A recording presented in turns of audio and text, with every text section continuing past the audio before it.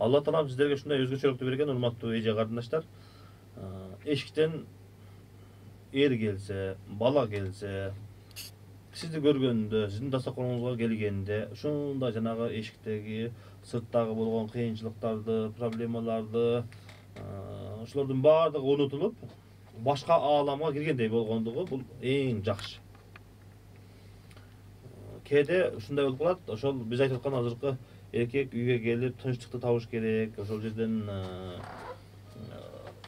башкача аба ырайын табыш керек деп атпайбызбы? Кээде ошол нерсе тетири болуп, биздин ошол тынчтыкты таба турган жерибиз биз тикенекке айланып калган жери дагы бар да, тикенекке.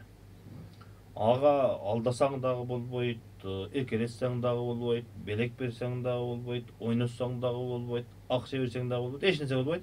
Бир гана ошо өзүнүн айтканын гана аткарылса болду, боло туруп, ушундай деңгээлге жетип калгандарды көрүп турабыз. Бүгүнкү маселеде дагы айтайын дегеним ошол. Бул нерсени оюман чыгарып айткан жокмун. Бизге бир нече агайлар, эжелер телефон чалып, WhatsApp'тан жазышып, ушул көйгөйдү айтып жатат да. Үйдө жанагы жашоонун мүмкүнчүлүктөрү бардыгы табылган, бала бар, үй бар, машина бар, жумуш бар, ден соолук бар, бардык нерсе бар, бирок маселе келип ошол аялдын үйдөн сырттагы башка жыргалчылыкты же сырттагы үйдүн сыртынан сыртка башка жердеги бир нерсени көздөп, ошол нерселердин баардыгын четке кагып, үйдөгү бир тикенекке айланып калган деп жатат да. Атасы өзүнүн кыздын атасы дагы айтса дагы болбойт, апасы айтса дагы болбойт, туугандар айтса дагы болбойт, күйөөсү айтса дагы болбойт. Бир гана өзүмүн не кылышым керек десе, жумуш иштешим керек дейт, же башка мамлекетке барышым керек дейт. Ушундай өзүнүн бир каалоосун коюп алган, ошол андан башка бардык нерсени четке кагып таштаган. Баласынын деле кызыгы жок, күйөөнүн деле кызыгы жок, ата эненин деле кызыгы жок, үй жайдын деле кызыгы жок. Өзүнүн бир гана каалоосуну ишке ашырышым керек дейт. Бул нерсе ошол Кур'ан-ы Керимде айткандай, литаскуну илейха деген сөздүн жана ошол аялга берилген эң чоң өзгөчөлүктүн кеткендиги, жок болгондугу.